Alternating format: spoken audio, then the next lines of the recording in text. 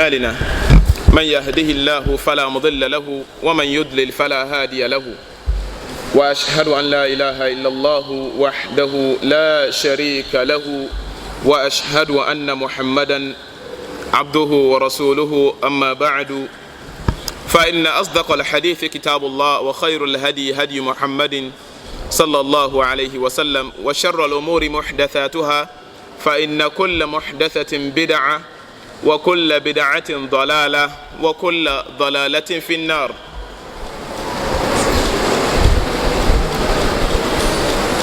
جماعة بيانة وبوتي من وبوتي بك نجي نيومك نمو يا شعبان نيونامي eshiji the 15th of Shaban gbekemi keje bia ne kenya wo eshiji keje gbeke ne ahun ke asibe ni je ba chele ahun fen wo ye 15th ni of Shaban keje nyeke okwanyo ba na kesi eye obon wana ke fe koklo bonisa ni nyo efi ona kan keje na gbin nyoma ke edwe ni je ochi enyo 14th keje 15 ke ya ke eno ebongbomo ke mba hu ekon ke asibi ne ba she 29 days alo 30 days alo be pie ko keje 15 ke ya shi ngene ne ko je ko no ba ko nyo jogba wana ke shin efe ko klo na kan no ekule fio ko pen ba je no himbe nye na alo a eye mu bonisa inshallah efe pepe ke Christopher ano alo jembi a calendar ngene nye ni 19th nakai 19th April 2019 woye hogbekemi ni nchon hunu ya nyoshi pe babote homi hogbeke ya masalachi wulune na chola keshi al-Masjid al-Shatri ya teshi roadside Accra Ghana wancha woni kasemo no ni yo ne ke wulune mi mene ke nyuma asmo woke ne ke wulune baba na gbe na chola ke al-usul thalatha ya muadhin o ma ke hanin gbe fetu mo yo gbe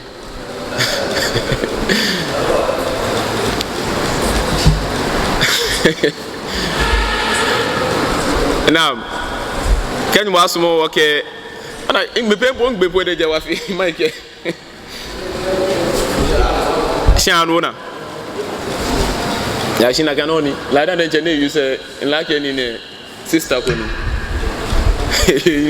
la da nje na kanoni fegbe naam yoni ba hwe ko no waka wi Ramadan preparations towards Ramadan wa hisamo ke ha Ramadan inshallah shi jamaa wana wale yake wa azumi fimo wa sadaka wa zakka wa hajj feke haba manthura feke muluni ya nyumbo ye kaji wa aqida wa tawhid wa hemu kaili ya nyumbo ke gbalo mi totomo yemi because amini wo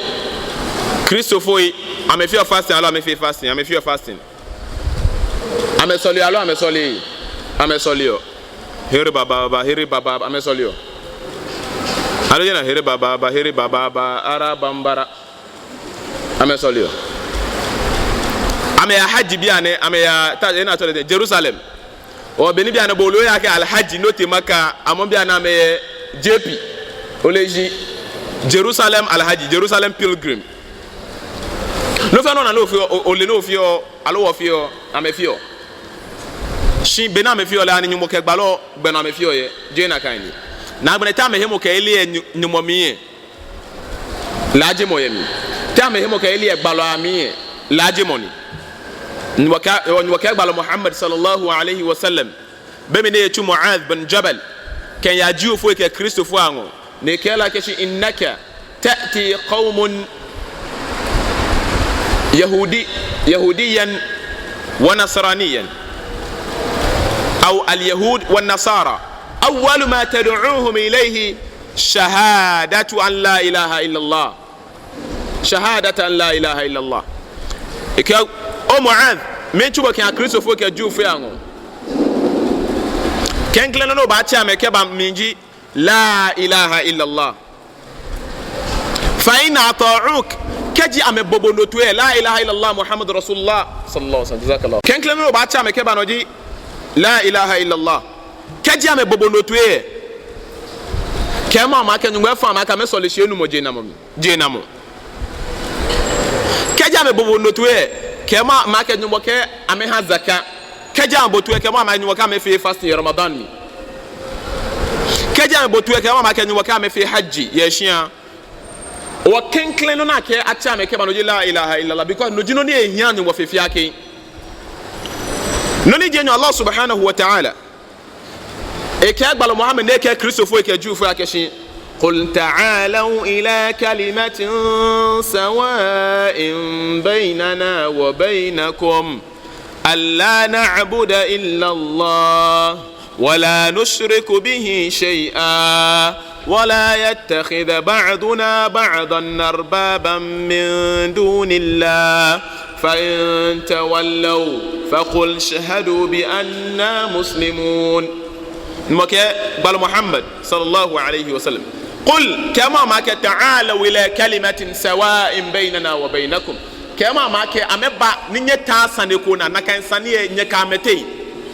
نجي ألا نعبد إلا الله أكاد نجامك في نمو الله ولا نشرك به شيئا وكنكو نكو فتاه ولا يتخذ بعضنا بعضا أربابا من دون الله نوكلون وهو أكن نمو ينمو سي من وبانا ناتون كاك بمو يكوي أكن نمو من جن ناتون مكوني بفتو باني النبي صلى الله عليه وسلم بلا كلا كشي كريستوفوي أمكو أمي باستر سي كامي بوب سي أكن نمو ينمو سي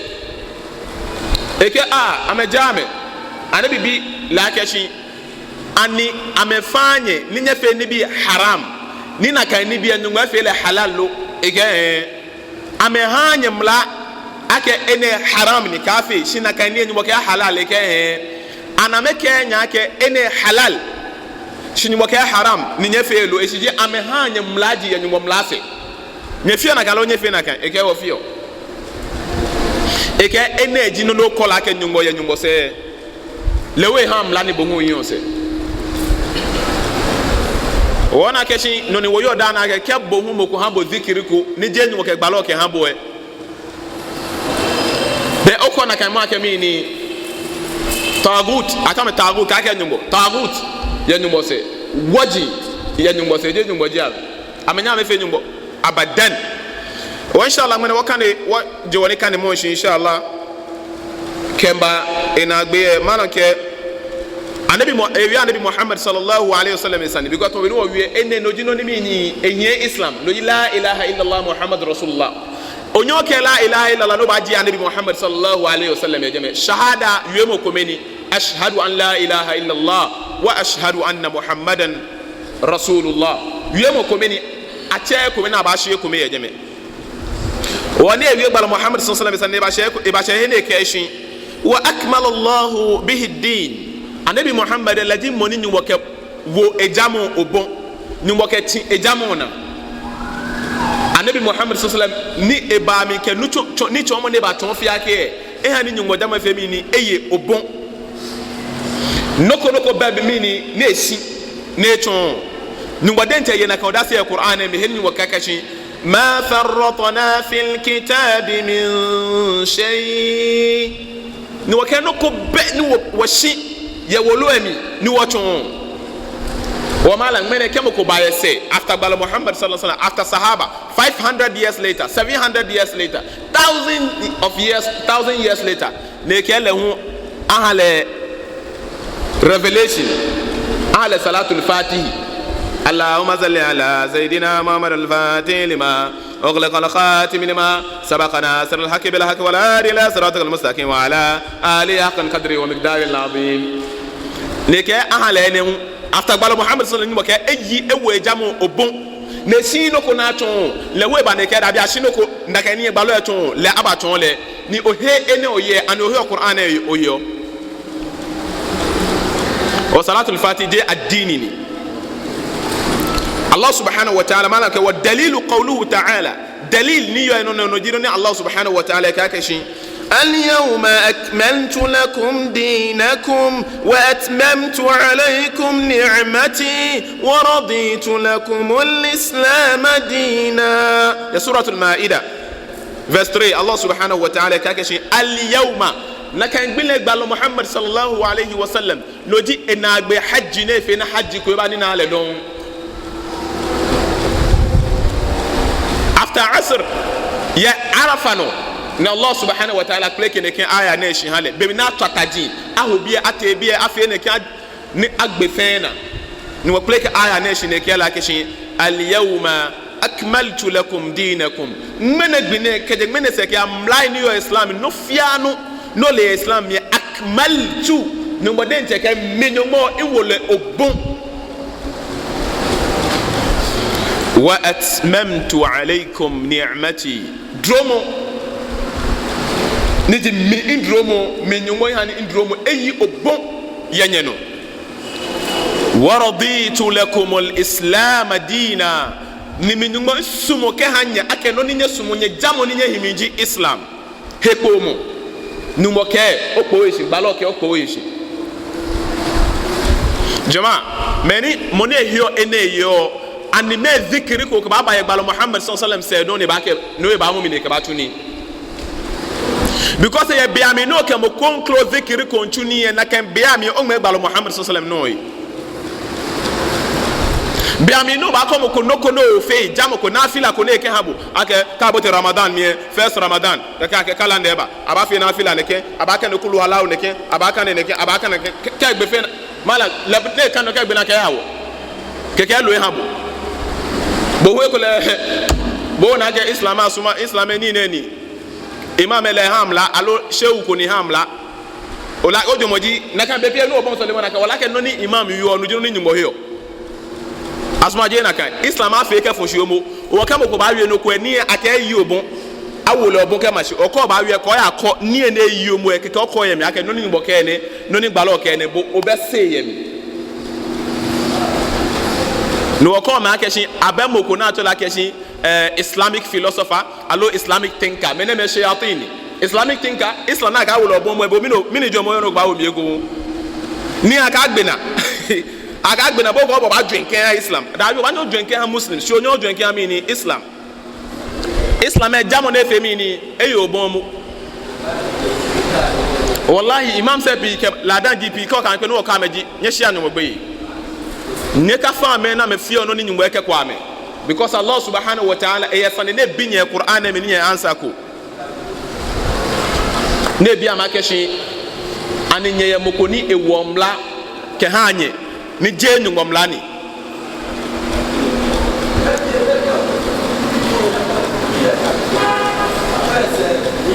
wa jamaa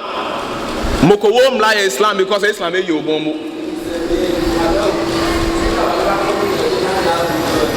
ke moko gbone ke afe 40 days ke kabila ke ona Islam ne ye obomu we akmaltu ni mo ke wo lo obomu ke bobi ane o ke o ni ne ye fel o oba no ba choke wo Islam ye be o to no ni yo example bi ane ke wo here glass ke nu ni eyi obon ni wo coke ani coke ani fon ni no papa ni enwon alo enwon coke nu ete ni ngon coke ni ngon sigbini kuma yeboni o ngwe fe re o ba ko no ba choose ni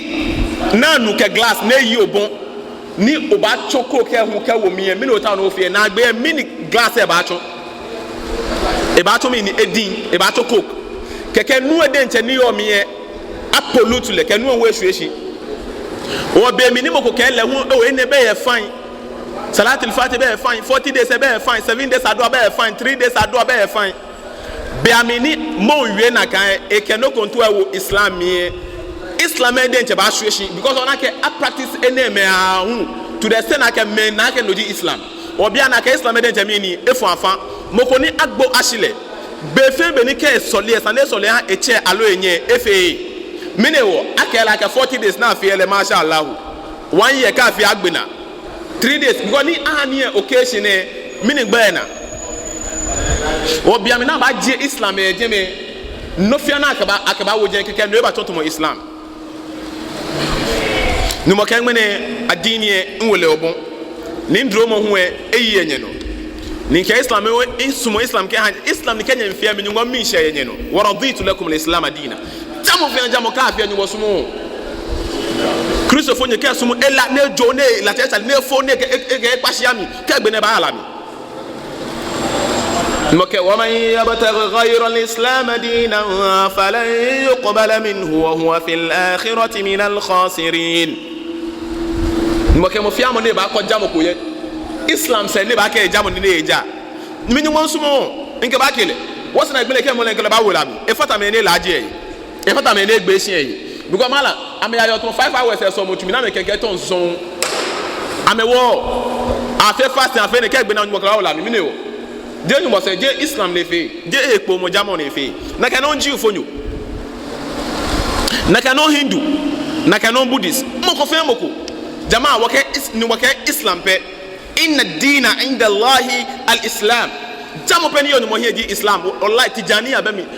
eni ne ahmadiyya ba mi shi'a ba mi noko ba mi fe islam pe fe no badake mo ko gba ye mi ahmadiyya ahmad gulam noni tijaniya ahmad tijani noni shi'a ni ne tawrate abdullah ibn sabab ni ne al-yahudi noni fe ko me noni asha nabi muhammad sallallahu alayhi wa sallam no pe no jimini al-islam noni mena mi wi en khutba mi nin kake shi kona me ko na me ke ahlus sunna jame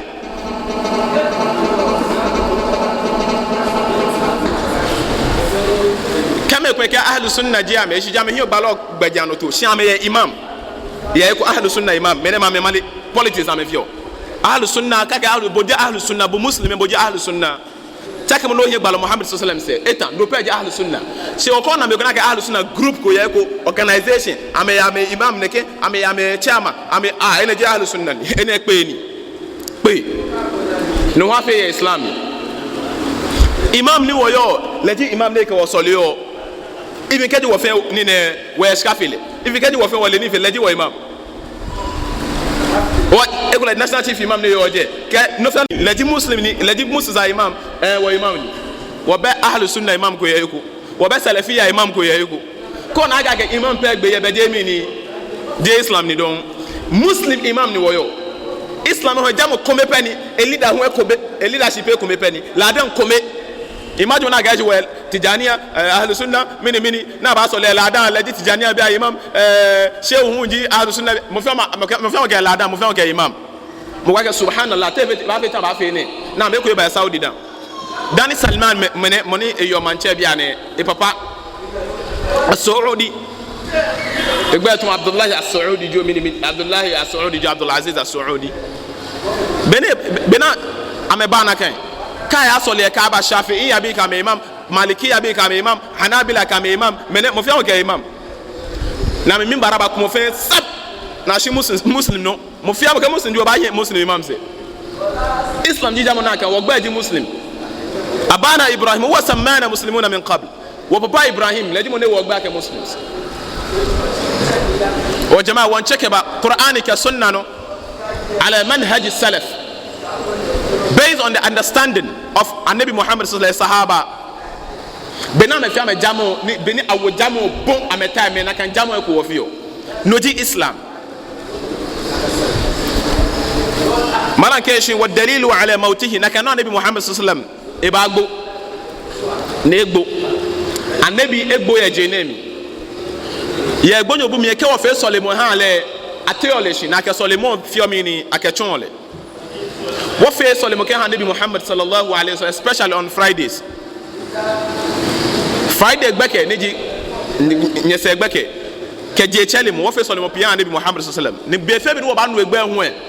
what face Solomon Allahumma salli ala Muhammad wa ala ali Muhammad kama sallaita ala Ibrahim wa ala ali Ibrahim fil alamin innaka Hamidum Majid what face Nabi sallallahu alaihi wasallam akfiru alayya salawatukum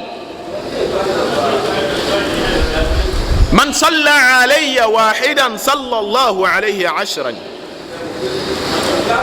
كان يفي اصل مبيهامي اكثروا علي صلاتكم يوم الجمعه وليلتها بصيغه المعنى الحديث كان يفي اصل مبيهامي يبكى فرايدي يبكى من كجو تشلمو eke mo ko fe mo ko ni ba fe sole mo shikome ne ke ha me no modern che fi sole mo ha na kan mo ko bo fe ko me ngo fi no ma ke ha bu اللهم صل على محمد وعلى ال محمد كما صليت على ابراهيم وعلى ال ابراهيم في العالمين انك حميد مجيد وبارك على محمد وعلى ال محمد كما باركت على ابراهيم وعلى ال ابراهيم في العالمين انك حميد مجيد. النبي صلى الله عليه وسلم جنمي نو مه ولا يدي egbo eshi jenemi shi eya walami yanu chongo jenemi mi ni aya chon aka egbo aya ni chon aka egbo no jino ni mo ke ake shi innaka mayyitun wa innahum mayyitun ni mo ke obo balo Muhammad gbele ba gbebo ni amehu e sahaba kemeni hi o se fe hu e amehu gbele ba gbe ame ثم إنكم يوم القيامة عند ربك تختصمون نكانو جي بني نيجبل سي نفيا كي وصنا ببنا باتي نشين نبا بو كبابا نبا بو نوچو هي نبا كودو يه نبي نيجبا واني يمي جماعة نبي محمد اغبو يجيني مالو اغبوكو اغبو ايه walami ye nuncho ngolo ebe walami ايه walami نموكي ولا تحسبن الذين قتلوا في سبيل الله أمواتا بل أحياء عند ربهم يرزقون نمكن يكاد جوانك منا بيا من يوم بنو أمبو شامي يا ولا مي ميني منون شونو ني أجوام أنا أتون عقيدة مسلمة إيه مكيلي والناس إذا ماتوا يبعثون مكمهي أمي ياكسي abeno kona chola keshi wala yegbelese ko ogbo e ogbo megbe npo ameke ke ogbo e eshi bi ane black man jibo e bi ene ogbo e bi ene oba jegbo e konklo America no reincarnation keke je won yin shi eje me ake ekweke afobo ni ne ke obaje ake to alo noko e alo kolo obale kolo ko si o fe papa akabo janyu mo no fe papa ko o ba eku e ka fe gbogbomo na ke no ko ba gbogbomo no fe papa e bi e no o ha charity o ha mo no o fi oneke ni ogbo e ko ba kanyu mo increasable ke ko e ko ba o ba Ghana don ko ya ja America alo Britain ko to sikate eje me wona ke jibe ni nyumbo fi o no jam chole reincarnation ila ga wote mentala biene ile manu nu wajena nu ba biene lada mini manoje man gwara fe ga ne ba first ne ba okpongo ni monitale ona yo bulu ye wa boloko ni tale ya ni ke fe ko we wa ewe ke ya me fo e ga monitale first ne ba na ke first ne ba okpongo ni kai mo se so aga okpongo ni bulu go tale ya ni ke fe ko we wa malake ogbo abate wo shin kiyama na babu wa konta to be nyumbo ekiye aya mbia no malanke wa dalilu qawluhu ta'ala dalila dino ni nyumbo wi qur'ana bine ke akashin minha khalaqnakum wa fiha nu'idukum wa minha nukhrijukum taratan ukhra nyumbo ke suratu taha ne ke minha khalaqnakum nyana ji mamo ni ji shikpo no mi ni wo bonye keje sikomi wabonye keje wa fiha nu'idukum linomi wabani nyakunyese keya wa minha nukhrijukum taratan ukhra ekowe sikomi wabate nyeshikeje eko wa qawluhu ta'ala kani mo wiyake shi wallahu nam ama wa biene ninyi woke bate wo shikeje ngbe sikomi aloje nakan meni keshi enu na achonji obaya no wazo abaje ekuwe ni womba no wobakeje sikomi alo ma musomi ona je shipon waje don she na achon abate wo shikeje shipon mi neke shi na abate wo je wo mumu na abate le shi wo gbemoche e beni wo ketala shi neke na kajibe na Allah subhanahu wa ta'ala abate wo shi ne babu wa konta ko be ni mo describe le ko ya suratu nuh heneke wallahu ambatakum minal ardi nabata nungbo ba kwenye ni ba te shikeje shipon mi to le ko cho kejo shipon mi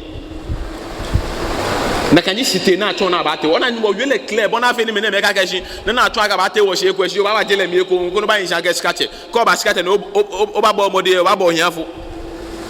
ni mo ka mo konye ke de shikpon mi to bi na kon cho bi no le ncho kon ke de shikpon mi ke ba na kanji be ni ma konye ke de shikpon mi ke ba ni mo ka ken konye ke ba ho thumma yu'idukum fiha wa yukhrijukum ikhraja ken konye ke ba ho matule nye ke jami neke wa yukhrijukum ikhraj majjenye ko jemu ni bana ka jenye ko keje shikmomi wallahu anbatakum min al-ard nabata anabi adam alayhi salatu wasalam ni mojere keje shikmone ke to mine jio to keje shikmomi mbo ka shi thumma yu'idukum nyeke chefe manya kunyeseke ya shikmomi yeko wa yukhrijukum ikhraja majjenye ko jemu denje na bana ke nyefenye bana ke nyeteshi وبعد البعث محاسبون ومجزيون بأعمالهم كاتي وش ساميه أبابو وكونتا نكي أبو أكونتا تا أبابو وينيوم دما وش نيوم بقى because أبابو أكونتا والله ما فيهم وش نيوم بقى والله وش نيوم بقى وكلتي وش نيوم بقى وك بمادة ساعتين because أكونتا أبوه نكي أبو أكونتا هو جينا أبو أكونتا تون بيا نبني مانتمي كم فيها مانتمي أشياء ejaba abu akonteta to be na fi parliament ke governance bi ane moye sika e ba abu akonta ke no fi ane corrupt edu efe ne ke sika egbe ne ba ya free a ene ka egbe na aba fe mi ni aba wo nyomo aba pay maran ka ke shi wa dalilu qawluhu ta'ala dalila jino ni mo wi Qur'an ne ke shi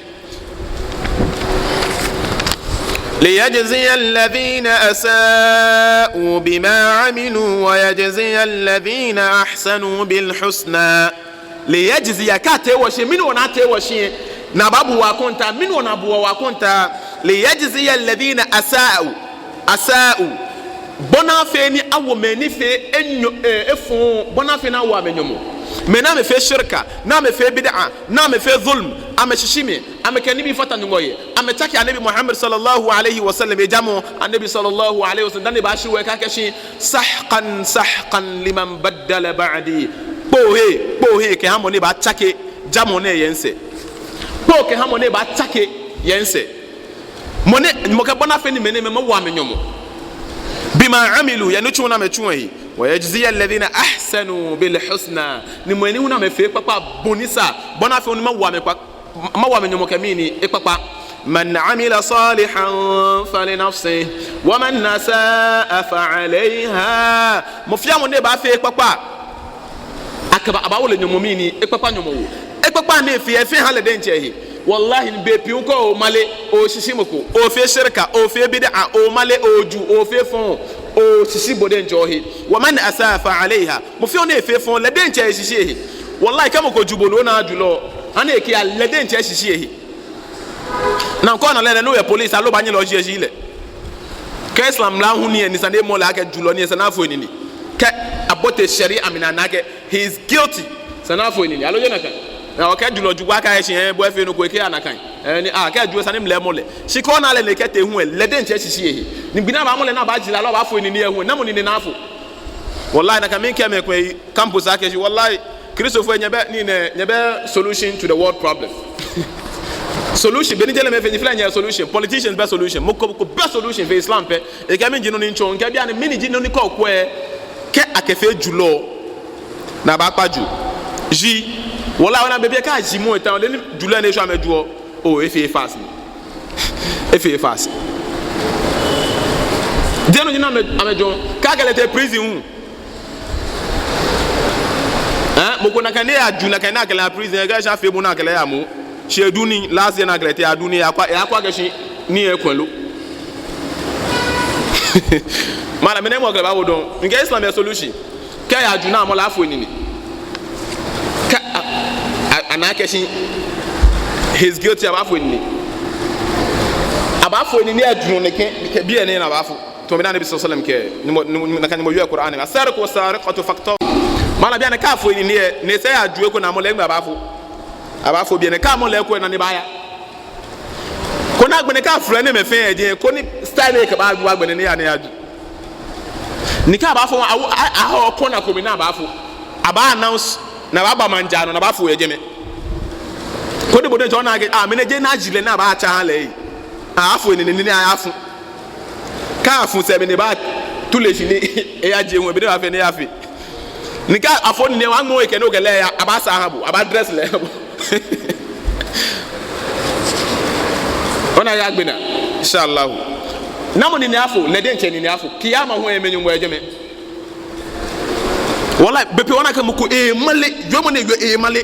le de nche wo la ke e male na ke no ko no pa ko ya atashi na ya yue islam no ko here ne abaka wa ke chen bia ne aka ne wolo e bia yi wo ka je wolo ko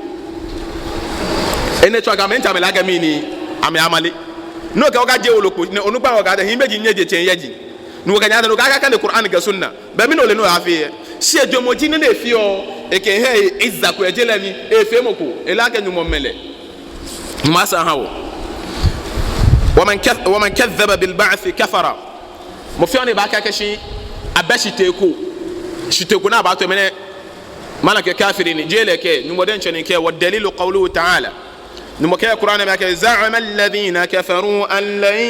يبعثوا قل بلى وربي لتبعثن ثم لتنبؤن بما عملتم وذلك على الله يسير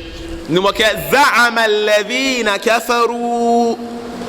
مني كافر دي امجمكو اما كشي ناميوا كشي ان لن يبعثوا امجمكو اما كشي اتي وشنا باكو جو ودا akana me wiemo ni kona kan na me jomo ko amena kan nyanza ko kufar kafiriji za'ama alladhina kafaru wa munu banu na gele mu ewe na kan wiemo minini ewe wiemo minini ni jina ma wiemo kafiriji an wiemo wallahi kadi muslim ne kan hale a portion le no ni muslim za me ha me portion ne moni e ba fe kufur kafiri kefe tuba inshallah e muslim sate kefe tuba ya gona to be ni me ko bia na me ahe wojin bia ne na me ka afi zikiri kaka ameyishi e ka afi zikiri alo acha nyugbo gbe eyishi woyo ujo wonu awo nsane ko ni nu agashi mo ne fe ne fite juma ne fitele because mo fi am agbe na yimbe teje sanili ma fo khutba shi wana ka ne ke gbomo ka se juma ona aba pon ne ba masalachi mi tumo himbe masalachi wajina ma heni monisa na mahia tola Hasan Turabi nina tarika ni wajini meni onupa ni obena mele na ntan ya gan zabra ma bia na tola bori ke ewobo ne ke nwefe nwo ba ya wana kama atato na lo beno ne ona ni ne manara ni yo nwe ibanya atano na kan jani etira ni banya yishi alo ni ekele ba yishi ke ejo ke ba menyo me wola o mara we masalachi ni ne ke ba masalachi ni ke mo fi amon ko ke ba agashi obanyo so le agbo na bi ene an le se egbe mama bo khutuba to mai non wo ke wo ke mai ke wa agbo na hinje me wallahi o masalachi e wojibo wo le egbe na ke ni ne ni wo makaranta darus sunna ona ke be ejiji ke mushrik ji we ke kafiri ji bo no be mi ke bidan ji bo no be mi na kan ji gbe anabi si ane anabi gbe si ane ko he wo ba bi na no be mi wa Jason na fe ni to mo won no what won police Islam me we go feel like na ba protect Islam ga o won what won police like am ko ya e ke student ko ya ro fe mi no ye Islam e wo e ke Quran ke sunna ke bo wo ke cho cheme ke sika abajile wo ke na bi bokolo ofe ko ready ko ba kiyama won wo fe ready ka ta mo ko ele ko ta mo ko ba toy ko ta mo ko ota student ko he o pa dun mi yen mo ko so lasere pelu a ho se ka je podun bugo wo ba ho dun fe dun do yin o mi ja woto yi wala achi Islam na ka e fon sikeke ni won chemeke wo ye mo fiamo juma nak anabi sallallahu alaihi wasallam ka ke shin mo ne ba ka nyami po aka ke nyami fe no ba ka ke pa le den che efite juma e hwe man qala li akhihi da mo ne ba ka nyami po aka pa faqad laga anabi ke hwe efite juma je moni wie po e moni mo ko wie no ba kala ke pa bo ke pa ofite ojuma kan won we ba masala ti ke ba fite ojuma wala to mo ne ba ye ni won de ye de eje lenche ba laji gbe ni lenche ba etuba she je no je shamala je for yo amla concept wo fi be ole e concept afio ay me ni nkase Quran ke na aka na yasin na jato gbe ha me na me yi dana me ni nkase Quran ke sunna na pa protect Islam mbia na me go contract am here contract to gbe contract masa oto wa face o kan Quran abu ke wa kan Quran e fe no ba pay ni 8 million ko to yasin no ba pay 7 million ko to muluke no mala business bia na me waje aje ko wo gbe ko che won wo ya oto aka ne Quran abu no to ya Quran no ke afi sadaka e masalati go ni mi ni akase Quran e dalo bana joma gashi bi no bagbo kase Quran bana joma gashi bi no bagbo ni bo den joma kase Quran e kanimo ko kan harf kome bala ko e nyom jomo nyuma shi oto bata shi no fe ne ken habu alhamdulillah rabbil alamin arrahmanir rahim mala Quran ne agara wagallahu ay ko goy Quran kenan numo ko na kan e fe na ka gbe what asuma je Quran e kan yo elene kan yo shika na eji o ka fe ka je shika e mi am ka ko ka je shika e mi am ni ma sa hawo ni makazama alladhina kafaru an la yub'athu kafiri je jomo ko ma keshin wote ya meshin wo ba ko jo ame qul bala Muhammad sallallahu alaihi wasallam ma keshin bala wa rabbi ko me kan kita kan nyuma keshin la tub'athunna aka bate washi thumma la tunabba'unna ni ababbo nutumun watu ehamane bima amiltum ya nutumu ahi wadhālika 'ala Allahi yasir ene wa ha nyumbokra ene mo yene suratu taghabun wa arsalallahu jami'a ar-rusul mubashirin wa mundhirin ni watu gbalo efeke ake mubashirin amba ha me sanjin papa na me yesha me about al-janna ni amebo amekoko kaje shirka mi amebo amekoko kaje lami ona gbalo ni bi enyan me ba fe mo eso eshi ona ke bebe ke won wie papa no keke mi ni won wie fun hu e bona fe ni mi ni o le papa ka je mi ni efon si ake awie papa so nyumbo so awie shirk aka awie ne ke awie ne malan ke wa dalilu qawluhu ta'ala dalil ajinu nyumbo wie Qur'an mi ke ake shin rusulan mubashirin wa mundhirin li an la yakuna lin-nasi 'ala Allahi hujjah لئلا يكون للناس على الله حجة بعد الرسل نمكن رسلا بلنو وتوين تشلويني رسلا مبشرين مني ام بها من شاويموي ومنذرين نام بها ام بابو كوكو لئلا يكون للناس على الله حجة بنا فيني بما دي سيكانا evidence ينمونو لك ونشلو بنا في نمو تغبالو اشبيا نو با ويوني mini obaya nyumo kiyama mini obaya ke nyumo kiyama ake shi mini onu ake ko ake wole bona fe ni wose na agbegbile wakana hujja nyumo ake nyumo wole ni wana tu gbalo Muhammad sallallahu alaihi wasallam baada ar-rusul after ni gbalo eba wa awwaluhum nuh alayhi salatu wassalam wa akhiruhum Muhammad sallallahu alaihi wasallam ken kle gbalo na chulo ay nabi la sa waqbala mi ke rasul wa kala chief nabi biko ala nabi la bawlu ko potenko ni akesio si e ba ko tulo konkloko wolo na ke han le ba ko rasul wolo ne ke ba hie si mo na ke rasul ni tulo ni le aha le wolo poten na gbene gbalo hu ni aha le revelation ni na jibril be won na gbene aha le wolo nko mini poten kenkle rasul ni tulo na tuwe leji anabi Noah moni di na gbe leji gbalo Muhammad sallallahu alayhi wa sallam wa shiji wa hewo yake gbalo ko yamini gbalo Muhammad sallallahu alayhi wa sallam se to be ni wa hewo yake gbalo chulo ko ba dan ya anabi Nuhu because na ka me ko ba ka shi o dabi ona ni eji anabi Nuhu je leji kenkle gbalo ni le emi nko papa ni le emi nko sho ole epu e bi ma se na ka ji bi na me yo ni le boshi ni le fakpa e fasho le mi ekweku no no the stories moko na ga eto mani kenkle kwesi na babi mi ababa bi mi eji bofu na aka mefe ruku kan anabi Adam ti amegbe mala keje masi ya chiji we ruku na mefe ni amefe o e ba fite alu ala e ba fite nsalla Nicole le won mi ne ba fite ye ni o hajimi ene jina aga ni chomo na aga na acho ni wasa hawo ken claim na acho le di nuhu kejele se tulo ko be na acho esiji wace adam annabi adam de je rasul ni nabi ni ci je rasul ni je mala ni ken mo den cheke mala ke qawluhu ta'ala wa dalilu ala anna awwalahum nuh noni to ake nuh ji ken claim no di qawluhu ta'ala mo yemo de wi ake shin inna awhayna ilayka kama awhayna ila nuhin wan nabiyyin min ba'di ya suratul nisa numa ka inna awhayna ilayka bal muhammad sallallahu alayhi wasallam wan jela ko ken chombo tama beni wa jele ko ke ton nuhu nuhu ke wan nabiyina min ba'di ka balo ni baye nuhu se wana ke be mini dani nuhu aje ko mini etuku kato ko muku beja nuhu ke meni mini baye se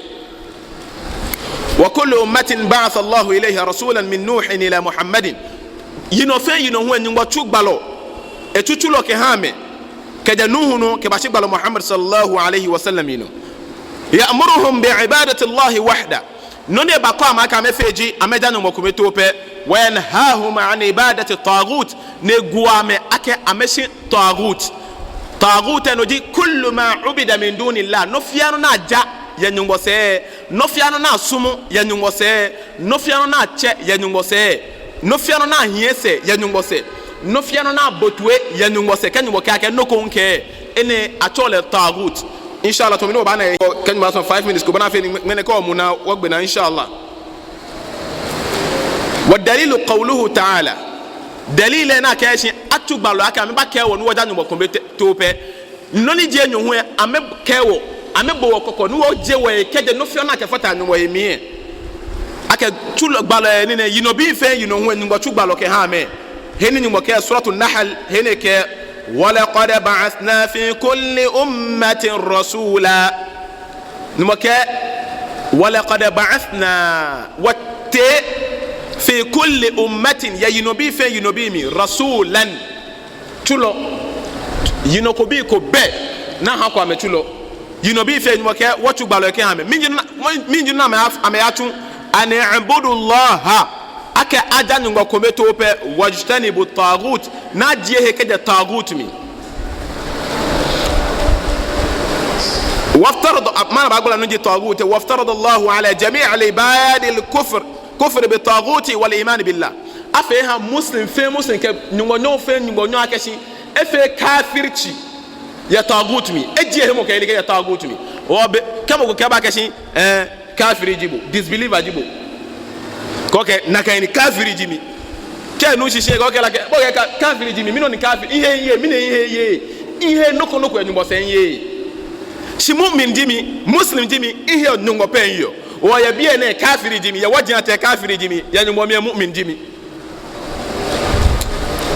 qala ibn qayyim rahimahullah ta'ala ibn qayyim rahimahullah ta'ala kaka shi at-taghut kaka at-taghut no fa na ja nyumbo se minjina na chon eke ma tajawaza bihi al-abd haddahu min ma'budin eke no fiano na kele ba take non femo non position na ka kele take non position ke ya she heni na kaini akele benke nyumba position ma'budin na kaini na jalejio au matbu'in alo ahiesejio au muta'in alo aboletwe ya nyumba se ka ke nyumba ke ake ashima si hun ke kaka gbalo muhammad sallallahu alaihi wasallam kaka ashima si hun ke na ka ashima she no to bia na eto tagut ke habu laka wonu shilo ashima she no to eto tagut ke habu alo matbu'in afa mo bia na la sahion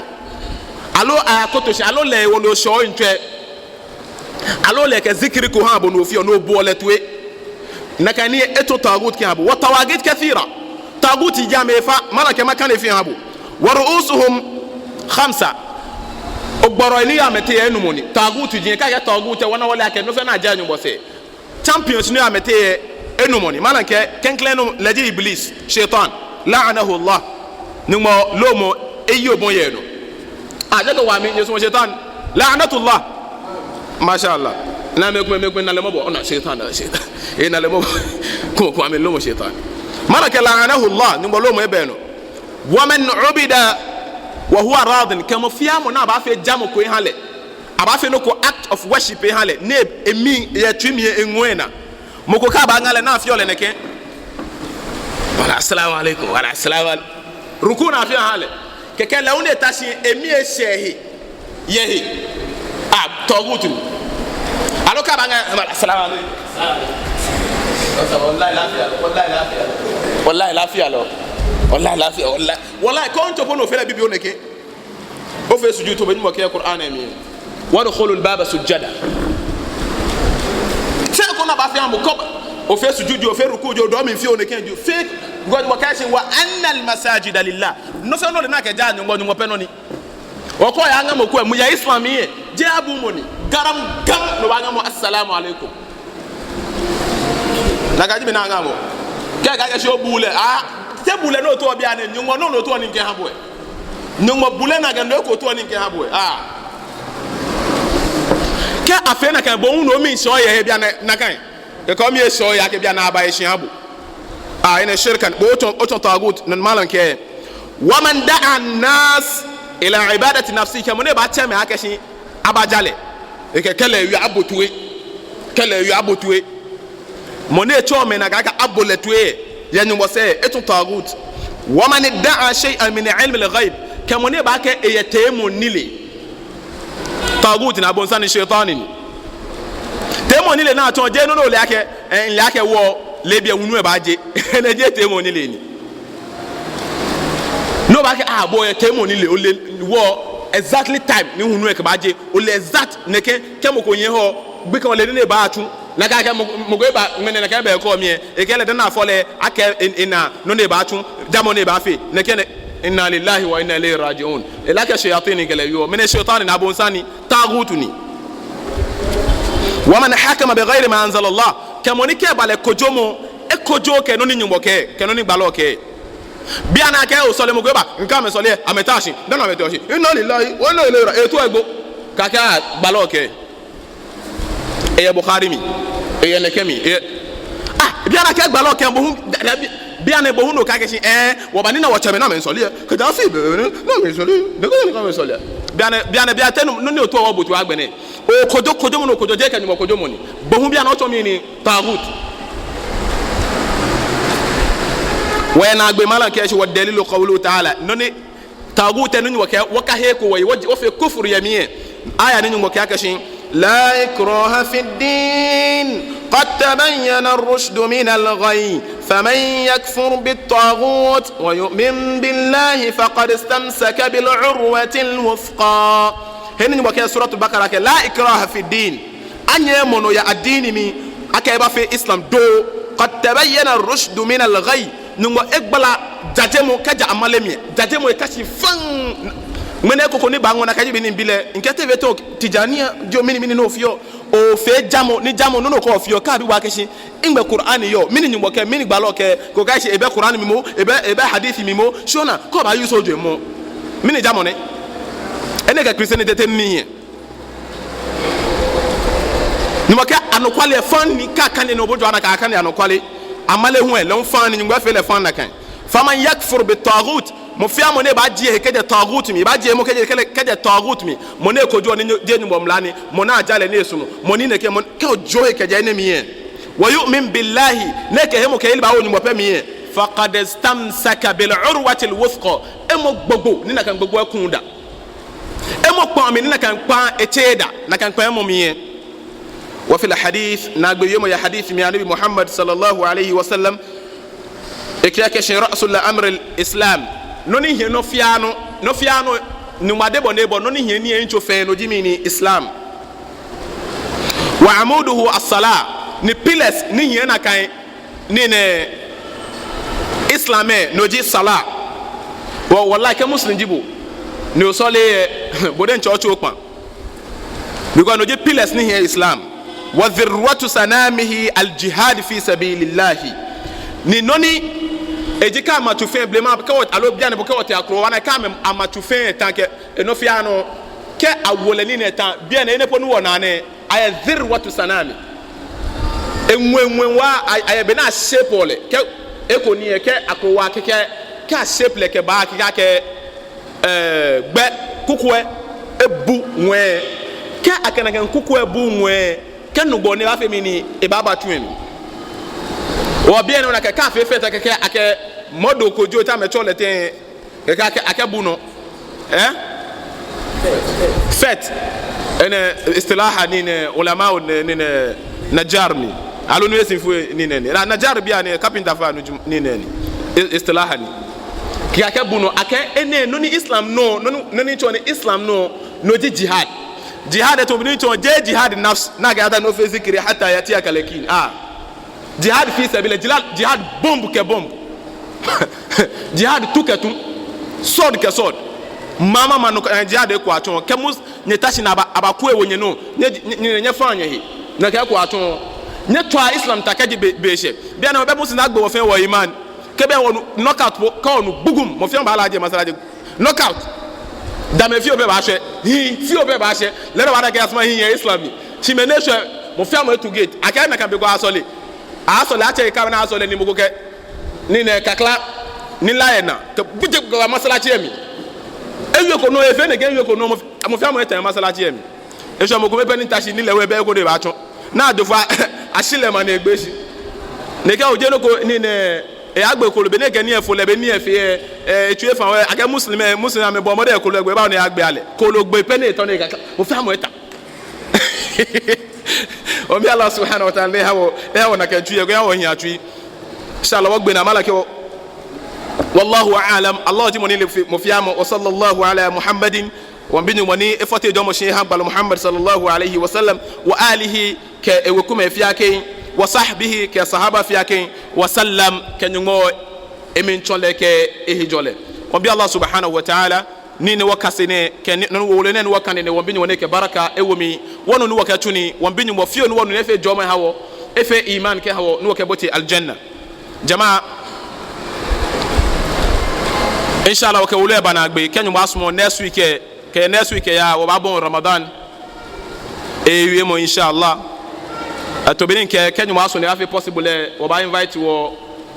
nyaminu ni malen ke je Nigeria inshallah ka ya hin podenya waka doctor Ahmad inshallah e ga to basla imam